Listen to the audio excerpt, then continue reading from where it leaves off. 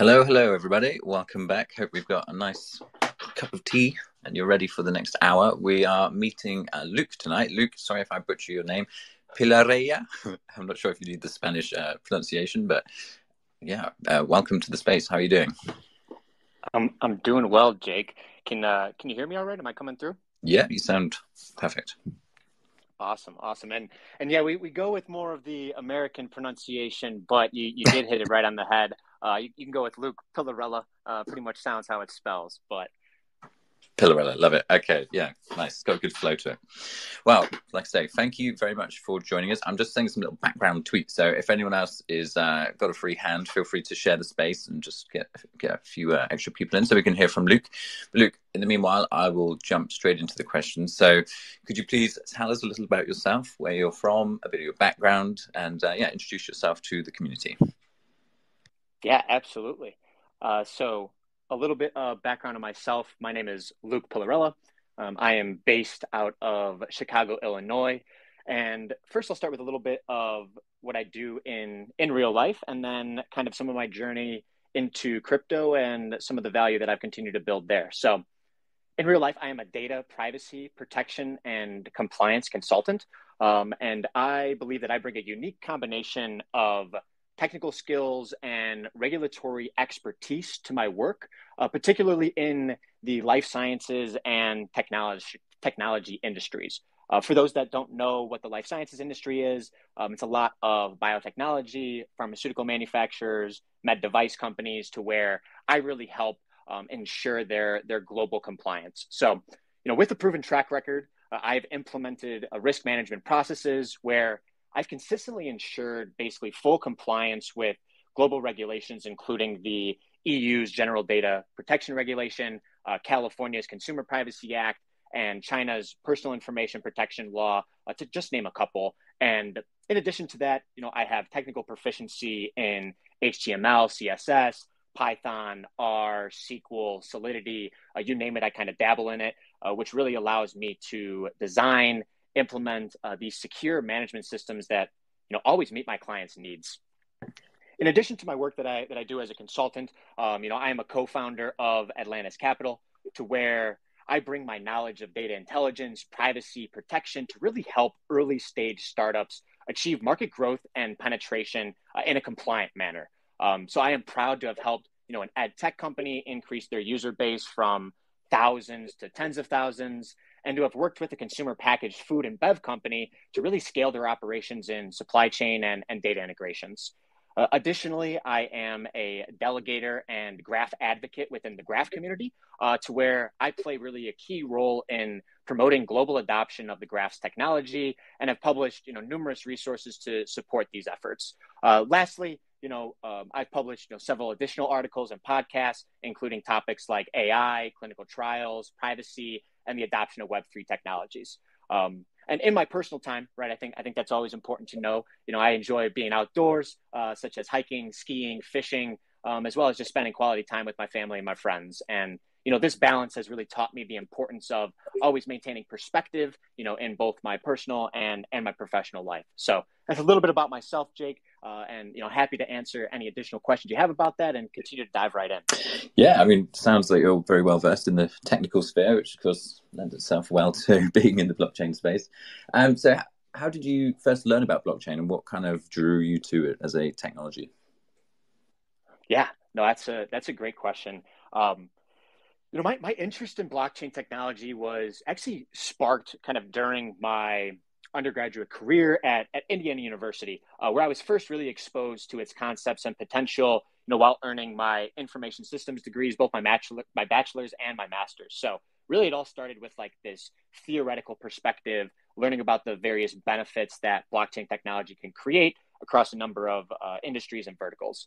However, I wouldn't say that it was until probably the DeFi boom in late 2019 or so that I fully embraced the space and really made a concerted effort to explore and truly invest in it.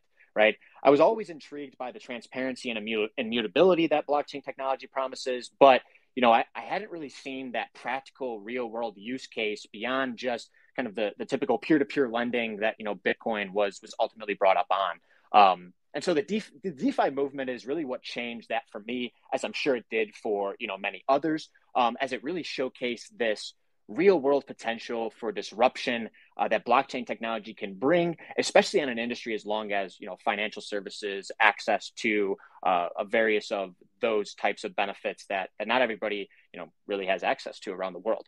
And so I started initially focusing on blockchain agnostic solutions. I aimed at investing in the solutions that were solving data problems, right? My background is in data intelligence and data management. And so I was particularly drawn to projects like Chainlink, which connects to off-chain data sources, the Graph, which facilitates, data extraction from the blockchain, and, Filecoin, which provides data storage for a variety of solutions, to just name a few, right? And that helped me kind of cover the beginning of the data lifecycle that I thought was really important to know. And these projects, they aligned with my investment thesis, but I really realized that there was so much more potential in this space, especially in terms of those, protocols that were actually building the infrastructure layer to power decentralized applications, right? Layer ones, Ethereum, VeChain, obviously, and a number of others. And so that's really what led me to take this deep dive into the altcoin markets, right? And further explore the many possibilities of blockchain technology outside of just the financial industries, and tapping into, healthcare, supply chain, retail, real estate, whatever it may be, and seeing what the various other applications could be. So that's a little bit about where my interest came from, why I got involved early on, and kind of how my investment thesis has evolved over the last, couple of years, I'd say. Amazing stuff. Yeah, I feel that's a kind of journey that resonates with a lot of people. That initially, obviously, learning about Bitcoin, the kind of peer-to-peer, like you say, and then you take a bit of a dive down the rabbit hole and realize there's this wealth of use case far beyond just monetary application, which is obviously very intriguing for everyone here. Great stuff. Thank you, Luke. So in terms of VeChain itself, then, what was it? How did you discover VeChain? What kind of inspired you about it and want to become part of it, or at least work more proactively with it? Yeah, no, another great question there, Jake. And, I was initially inspired by VeChain's mission of using blockchain technology to solve problems in the physical world, right? I always like to joke that, like, at the end of the day, we are physical human beings. And so how is this new digital asset class and innovation going to provide value to what we do each and every day, right? And being the supply chain, transportation, and logistics industry is absolutely massive. I think that it was estimated to be worth over $50 trillion globally.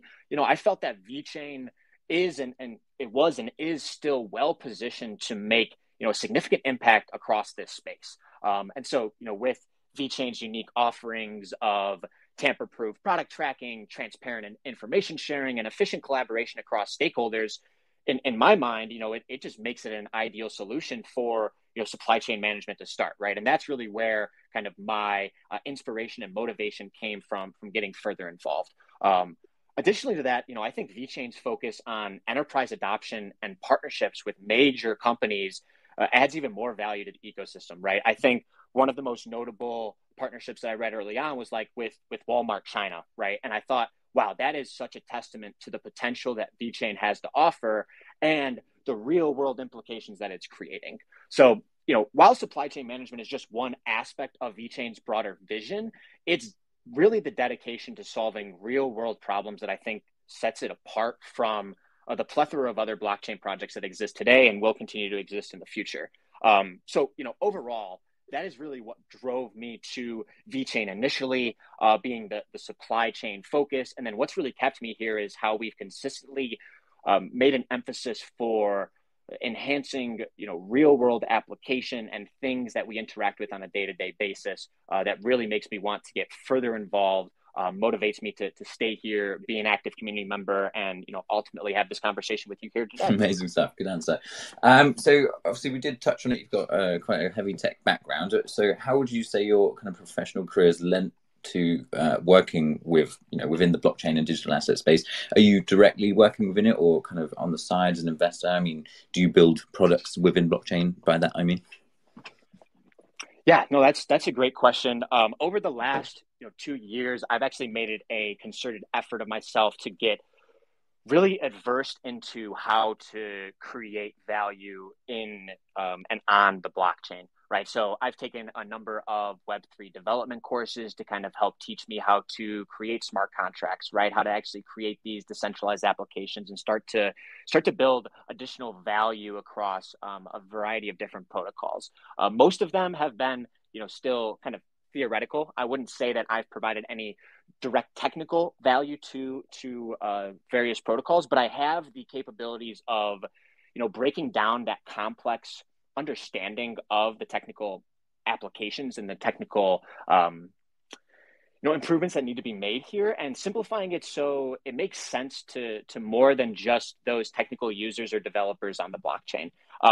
So majority of my value that I've added here is really from an education perspective. I touched on it earlier of, writing articles, creating podcasts, and recently I've gotten into, developing these really digestible and easy to use infographics for a number of NFT projects and protocols that are really creating this real world value.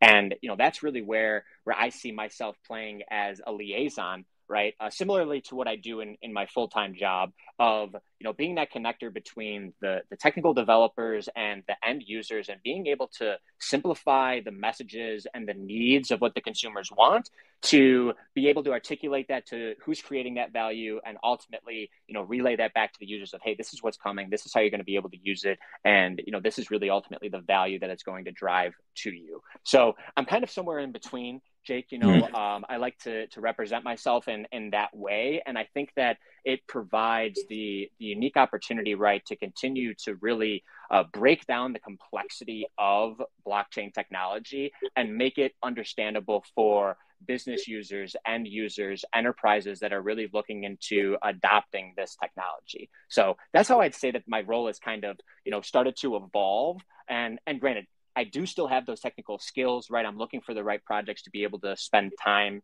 developing on, right? Working with the right team to really end up creating those applications that are going to really solve a problem that is out there in the market today. Well, it's a great position to be in. I mean, I have a background in science communications, and that intermediator between the kind of literature and the publics is a vital stepping stone. So I think it's a good place to be.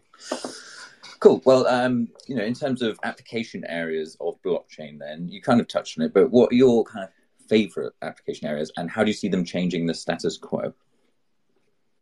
Yeah, absolutely. I mean, I think I touched on it earlier, right? I believe that, from my thesis, the first industry that's really going to be disrupted by blockchain technology is going to be the supply chain, transportation, and logistics industry. I believe that this is an industry that touches all ends of the world, right? From some of your developed countries and even the developing countries that are trying to get to that next stage of their economic growth, right? So I believe that blockchain technology has the potential to really revolutionize this industry by bringing transparency, security, and efficiency to the overall processes that currently exist, right? It's going to enable that secure and transparent tracking of products from point of origin to the end destination. And this really helps to eliminate counterfeiting, reduce fraud, and really increase accountability among stakeholders.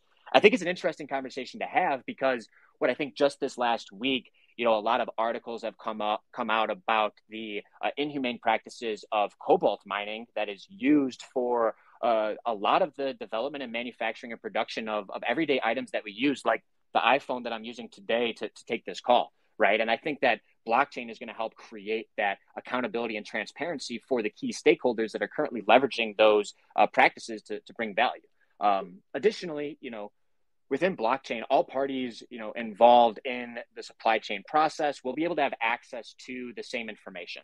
So today there exists, a number of silos to access information, and creating some sort of cross-functional platform, a level of communication could help, one, reduce the time, and two, ultimately the cost in resolving disputes, handling inquiries, right? Being able to really track down the information that you're currently looking for that isn't super efficient today.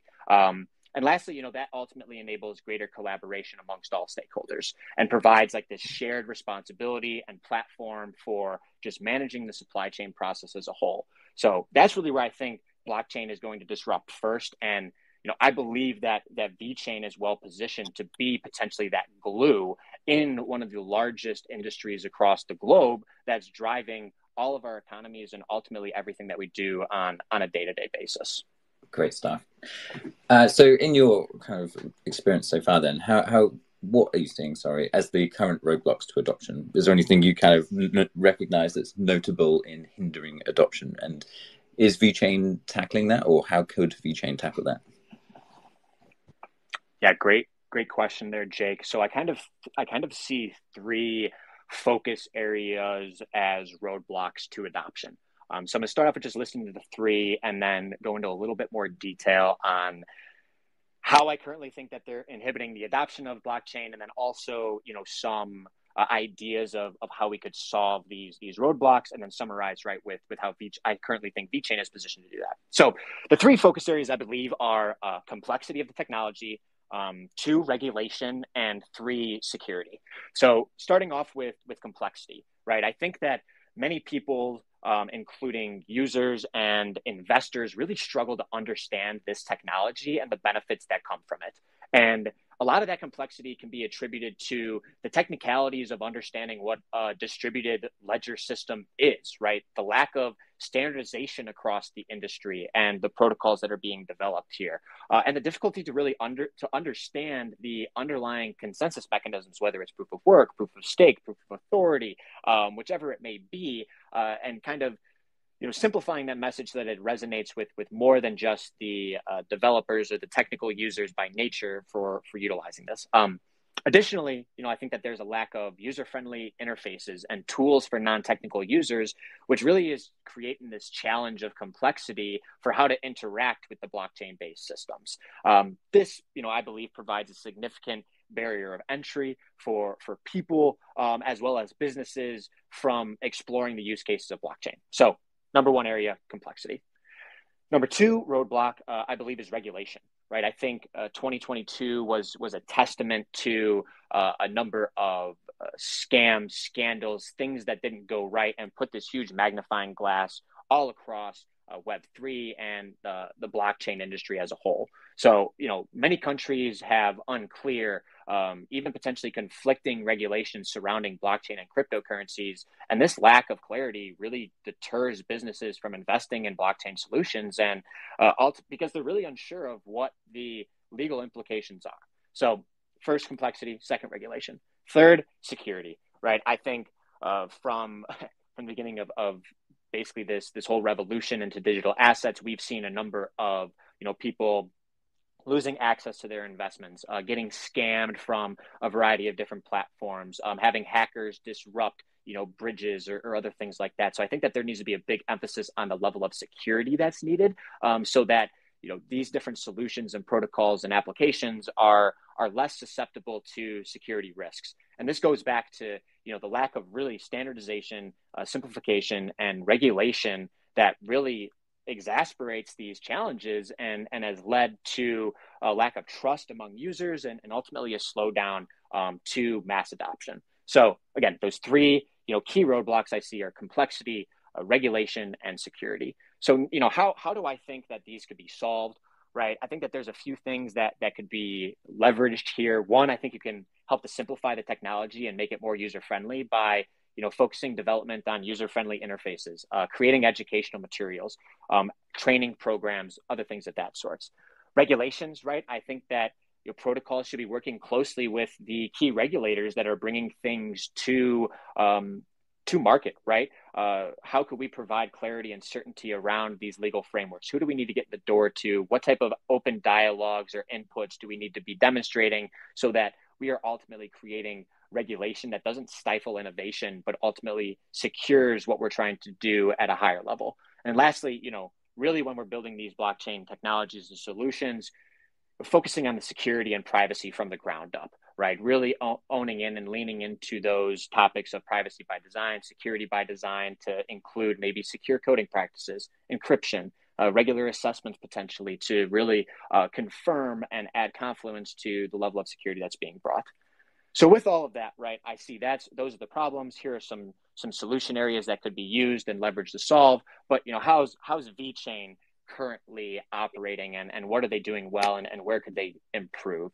I think what VeChain's been doing a really great job of is building solutions with easy to access for a number of users, right? The onboarding to VeChain isn't very complex. It's not super technical. It's rather straightforward. I think the things around fee delegation, right, allow for a number of users to participate without having to take out a big financial risk. So I think that there are some really good things that VeChain is doing from an onboarding standpoint. Some areas that I think VeChain could continue to improve in, which I believe I saw actually on our roadmap, is how do we create more training opportunities or materials or documentation for people to better be able to create applications or provide value across the whole ecosystem, right? I think something that Ethereum does really well is they help to break down the complexities of developing smart contracts across these various different standardization models for people to kind of go out there and create applications at the end of the day. I believe that's something that VeChain is working towards and is going to continue to improve on, but that'll ultimately help bring more builders to the protocol, right? And more developers, which are creating, more products, more applications, disrupting a variety of different industries. So I think to date, right, VeChain is doing a good job of being user-friendly, making it attainable for users to onboard to the platform. But now it's like, how do we keep these users here, and how do we continue to attract businesses to want to come and build? And I think that's where we can improve on policy documentation, procedures, training materials, other things of that sorts. Yeah, well, you mentioned a good point there. I mean, the documentation has always been, slightly under par, I think, for VeChain. So that is a big focus. And I know that the dev team are putting together a whole slew of documents at the moment to bring everything up to par as we launch the kind of next wave of tools as well. So, yeah, you were on the nose with that comment. Okay, great stuff. Very comprehensive answer. Thank you. So in terms of crypto community then, what have your experiences been so far? How are you kind of personally involved? And, how do you think the foundation can support the community better in the future? Yeah, so, I kind of hit on it in my introduction. For a lot of my involvement up until maybe like the last year and a half was actually through the Graph community. Becoming a consistent delegator on their platform, as well as joining the Graph Advocates community, to where my role is really helping to provide awareness of the technology and increase adoption of their queries and indexing capability of the blockchain. So I believe that I have demonstrated previously that I can communicate effectively to a number of users and be able to get them to join a rather complex protocol, from my understanding, and really provide and see value from it. And now, circling to how I've been involved within VeChain, mainly it's just been from a community standpoint this far. I got really intertwined with the VeChain NFT communities about a year and a half ago, as I'm an active member within the Mad V Apes community, and that's kind of where it all started. And what I noticed is that a lot of the work that VeChain is doing is, again, with this real world utility, and so that's where I've taken it kind of over the last year and a half, 2 years, to be simplifying these messages, utilizing easy to use, easy to replicate graphics, right, to where we're capturing the real world utility of these various projects and how to get further involved. In addition to that, right, my role in the community is making sure everybody is aware of the different macroeconomic factors that can play a role in the adoption and use cases of blockchain technology. So on a daily basis, I tweet on big kind of daily macro updates involving what variety of different central banks are doing from an interest rate perspective, what is going on from, whether it's inflation or a regulation standpoint, and kind of all of these various adoptions that are going on at a broader level, instead of a micro level, that I think, again, play a role in where our focus needs to be in, right? I think like one of the key things is a lot of these blockchain protocols and projects have been developed and scaled in a low rate environment, and that's made it super easy to access cash, right, and be able to provide additional capital behind investment and R&D metrics. So now with us kind of getting into more of a high interest rate environment that could last for, a number of years, how does that change the trajectory of investment into research and development, into different product roadmap improvements or other things of that sort? So that's kind of where my role has been this far, as an active community member, providing value from an education perspective, et cetera. From a VeChain Foundation perspective, where they can continue to assist is, one, I just want to commend kind of the interaction that you have amongst these projects and in the overall ecosystem, right? I think that you all are very responsive, you're collaborative, you're willing to get on the line with those members that are creating true value here, and you want to be a part of the missions that we're ultimately creating.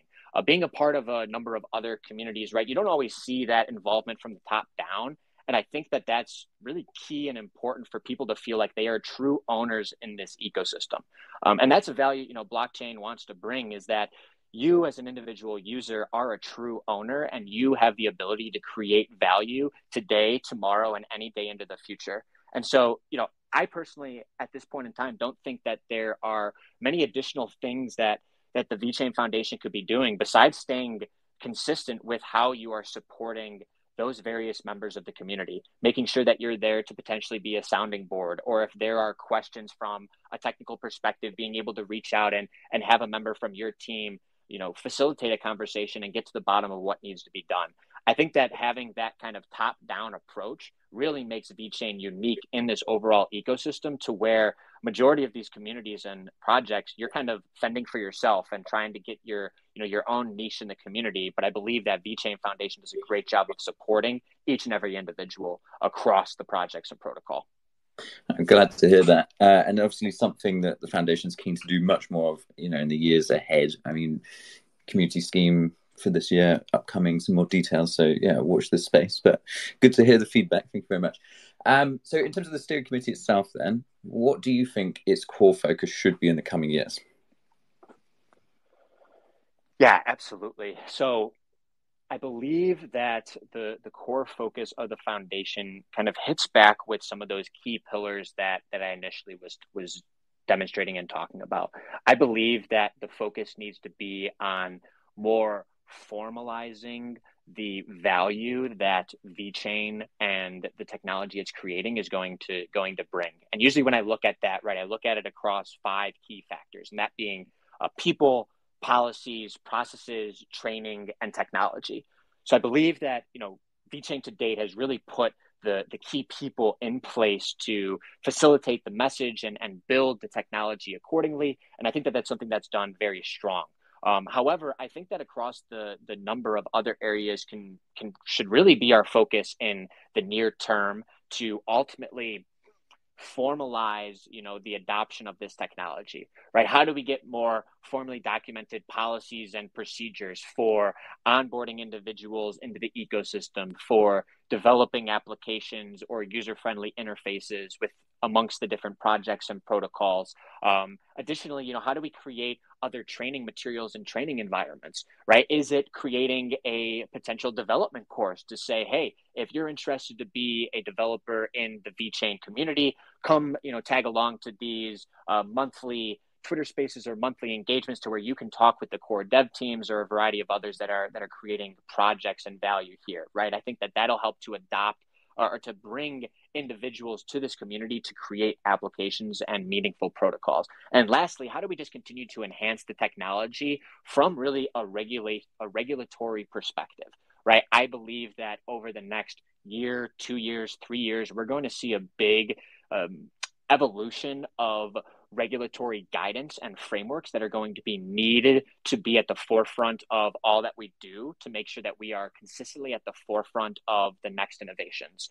So I think that those are, some of the areas of focus that I believe the steering committee needs to be in. And I believe it's an area that I can really help to push the envelope on based upon my experience of navigating regulatory environments, based upon my experience of developing solutions with security by design and privacy by design, and ensuring that we are at all times, right, compliant with where we need to be to demonstrate to our users that you can come here, trust us, and know that the value you're creating and the information you're putting here is secure, safe and, won't necessarily be tampered with, that we've typically been seeing and has been disrupting this blockchain ecosystem to date, and probably will continue to be in until this is more globally accepted and adopted.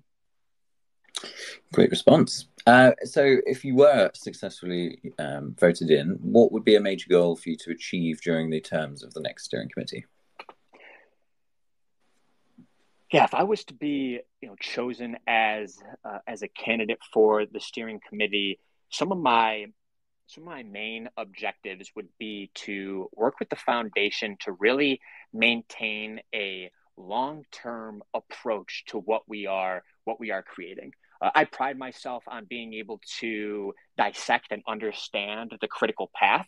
And so I am somebody that wants to look 3, 5, 10 years down the line and identify a very specific, measurable, attainable, relevant, and time-bound goal of where we want to accomplish, right? Or where we want to see ourselves.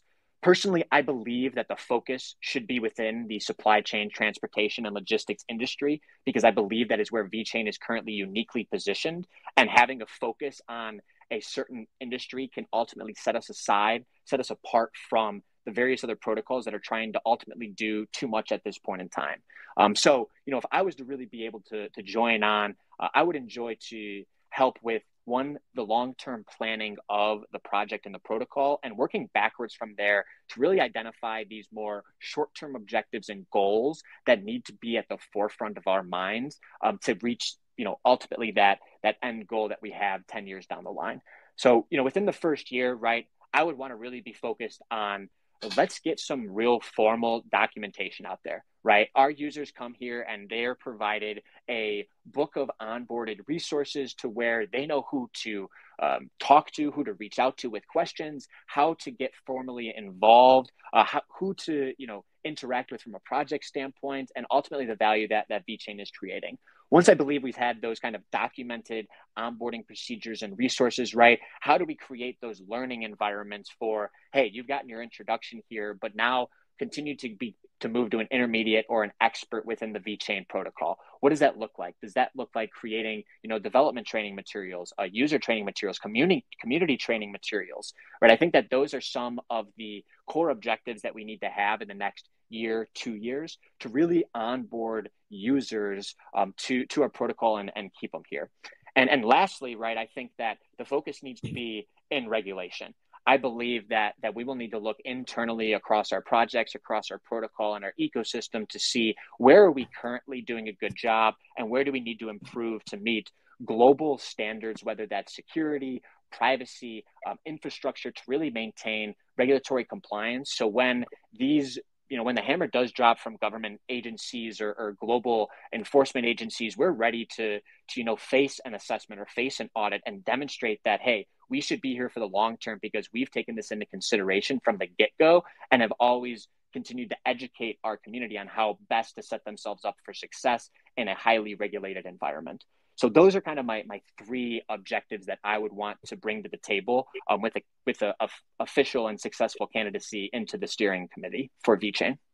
Very nice. So looking a bit further ahead then, where would you see VeChain Foundation in, say, 3 to 5 years, and how will your kind of activities impact that? Yeah, so where I really see VeChain in 3 to 5 years is as a major player and really the glue behind the supply chain industry, right? I believe that VeChain should double down on its initial exposure as a supply chain potential, management blockchain solution, and the variety of benefits that are created from transparency, immutability, and accountability of the various stakeholders across that ecosystem, right? I think that within 3, 5, 10 years, if VeChain is able to really double down on its ability to create real world solutions to everyday problems that people are having, will really set them apart from the various other projects and protocols that exist today that I think are more driven by speculative hype and not real world value. And one piece that I did just want to add here is that I know on the roadmap for the near term, right, is is sustainability. And I think that there was a really interesting article that came out from the Chicago Tribune. So for those that are in the Northwest region or area, we have some of the largest oil refineries amongst the globe and the nation, right? And one of the key refineries is actually in Whiting, Indiana, and they take pride in their ability to offset their carbon emissions, right, using carbon credits. However, what was recently brought to the forefront is that they are greatly polluting our Great Lakes system with sludge and chemicals from their refinery basically practices, right? And they're saying that by them having these carbon credits, it is offset, and they will not do anything to help clean up those initiatives. So I believe that VeChain really can set themselves apart here to be like, these people, these different industries are accountable because of these, transactions or activities that they have through the blockchain. And we need to really call them out and assist with how can they be held accountable for the actions that they're doing to disrupt the world that we have and the nature that's really driving the success of these various businesses. So that's really where I think in the next 3 to 5 years, right, VeChain can set themselves apart to be like, we can create this transparency and accountability across the supply chain industries and be able to hone in on which stakeholders need to be accountable to continue to provide value from basically, ground raw material to that finished goods that we're all utilizing today. That's really where my vision for VeChain and the value it creates at an enterprise level could be and should be, and where I would like to bring it to be with a role here. Very cool. Good stuff. I think that's a future we'd all like to see. Great stuff. So let's take it a bit more broad then. What do you see as the role of digital assets and blockchain for the future economy? It's a great question. Well, number one, I think that digital assets and blockchain technology is not going away, right? It's a $1 trillion industry. We have a variety of institutional investors and big name players that are now at the table and trying to drive innovation here, right? And so on a broader level, right, I see this technology really being the next evolution of digital information, right? We were just in and still are really at the information age, right? Data is the new oil. However, the accessibility to it is still a bit challenging, as most of the insights, most of the value is owned and operated from these centralized behemoths of organizations that, from my perspective, initially took advantage of the users to, collect information and create these products that are now, arguably monopolies. And so now, how with digital assets and blockchain technology can we start to take some of that ownership and that power back and give it to the individual users to kind of decide and help to shape the movement for, a global economy that we all have a seat at the table for. Right. And that's really where I see digital assets and blockchain technology going, is reducing the barriers to entry for access to this information or access to these benefits, and really making it so, hey, if you've got access to the internet, right, you can own all of this information that you're putting out there and be able to, have a real say into how value is continuously going to be created across a number of industries that you're passionate about. And so I really think that, at the end of the day, these improvements are what is just opening up the doors to the access to information, the transparency, the visibility, the accountability, any of those buzzwords that you want to drop across our ecosystem that is just continuously and more often than not becoming digitalized in our everyday lives. So that's really at a broad scheme of things of where I see digital assets playing, right? It's really just enhancing this access to information and this access to data and allowing individual users to ultimately create value here and not keep it in just the hands of a few high-powered centralized organizations. Cool. Nice. So in terms of the sustainability field, then obviously a big focus for VeChain, what do you see as the most kind of immediately promising areas of application? Yeah, absolutely. So again, I think that I'm going to start sounding like a broken record here, but it's supply chain. It's supply chain industry at the end of the day. My brother is a global operator in the global supply chain industry, and they've got this, this new focus on ethically sourced and sustainably produced, right? That is like the key focus for these organizations and these players that really drive the global economies and ship product around the world.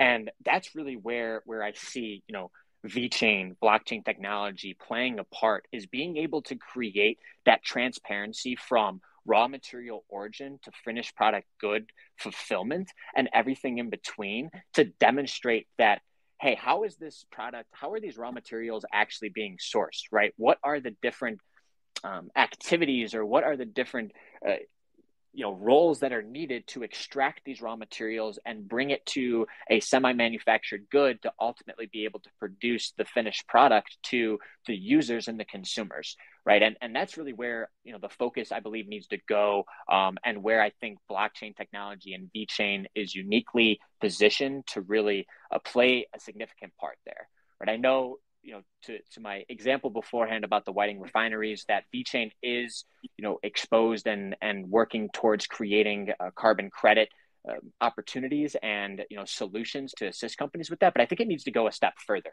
right? I really think that it's about creating that transparency for who's accountable and who are those stakeholders that really needs to be improving those practices for extracting raw materials from different mining operations around the world. They are still very much taken advantage of, and this technology and VeChain especially can help to shine a light there, and us as users can begin to facilitate improvements for ultimately a more sustainable and universally accepted kind of global environment, instead of kind of this tribalism that seems to be going on with different countries or entities wanting to just focus on homegrown use cases without really noticing the impacts that this is going to have on our overall world and the nature that we're within. So that's kind of where I see the sustainability factor impacting, and again, the supply chain industry really being our foot in the door, and then expanding to a number of other verticals and industries that can also benefit from the value that we're creating. Awesome stuff. So, in a hypothetical scenario, given enough time and resource, what is the ultimate thing you want to see VeChain build?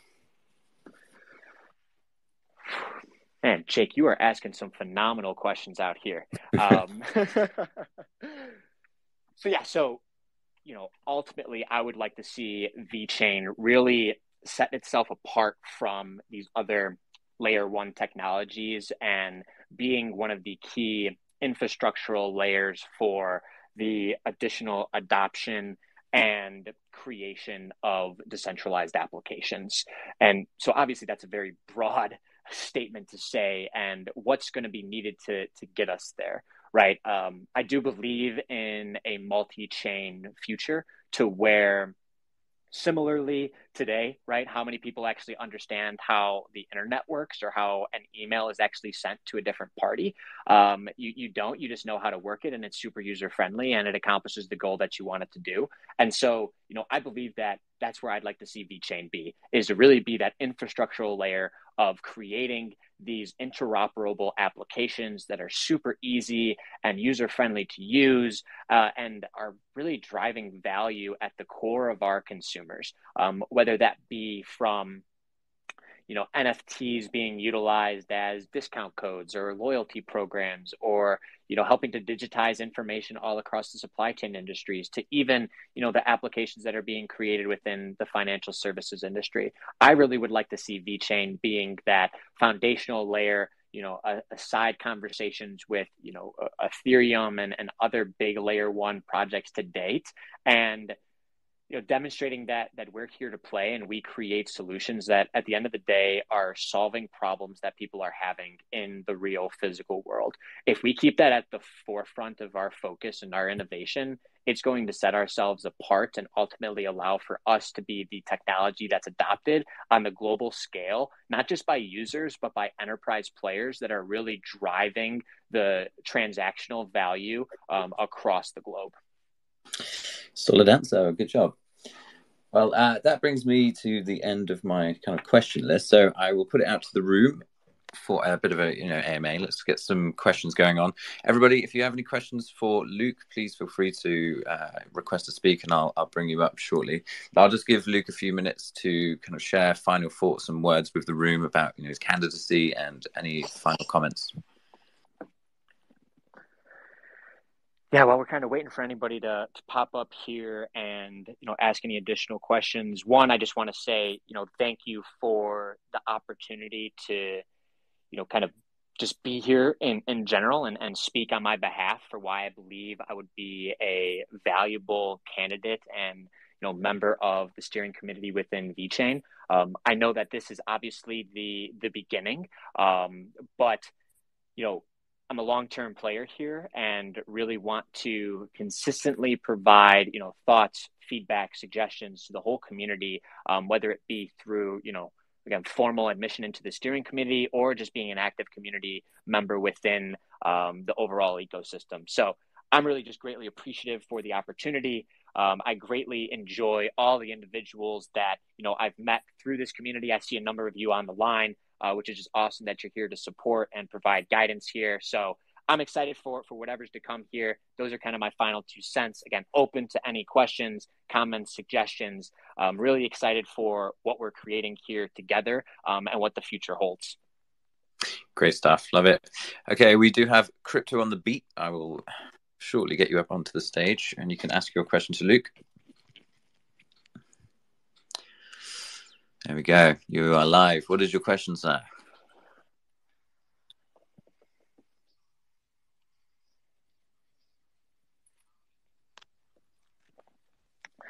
Yeah, that is a great question.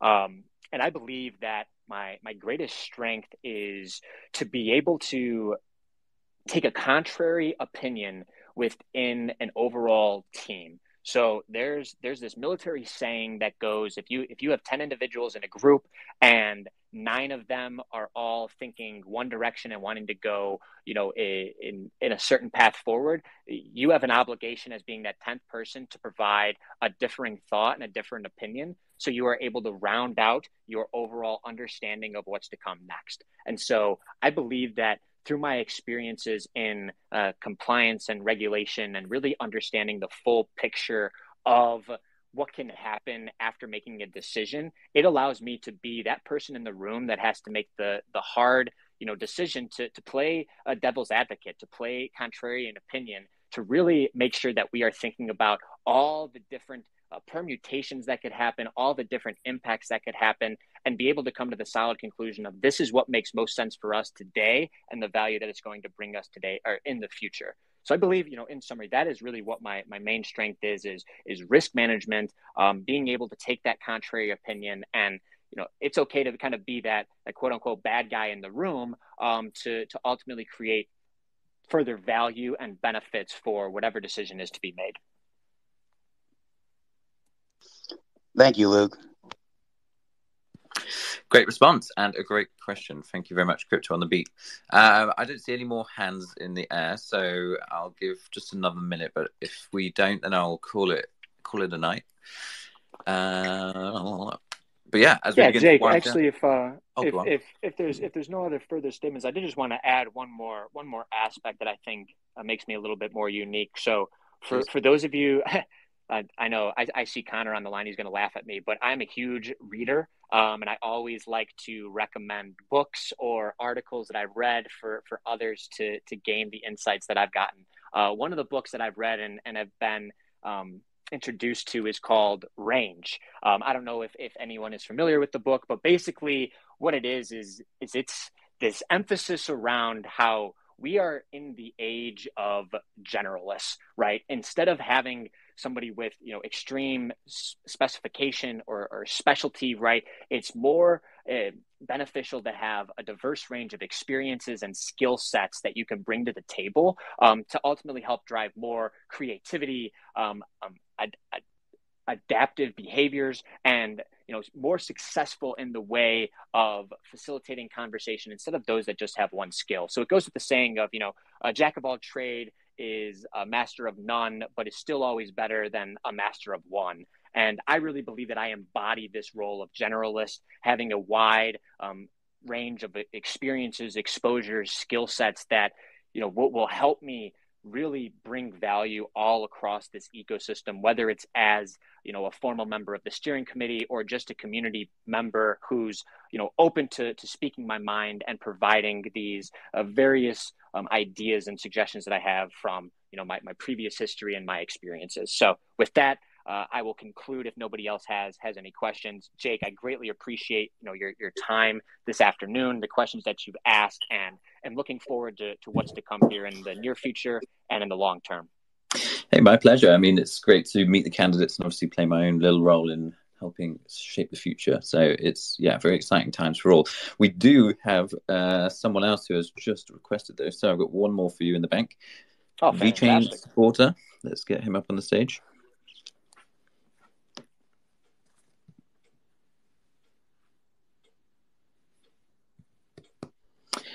Hello, VeChain supporter. You're on the stage. What would you like to ask Luke?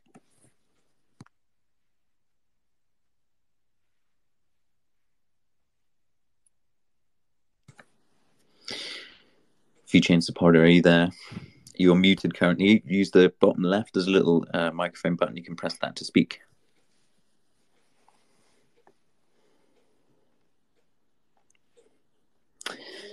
Okay, could have been another fat finger. We've had a few of those this week. Well, Luke, in that case, if VeChain doesn't chime in shortly, I will just call it a night. But yeah, thank you for your time. Fantastic space. And community, thank you for tuning in once again.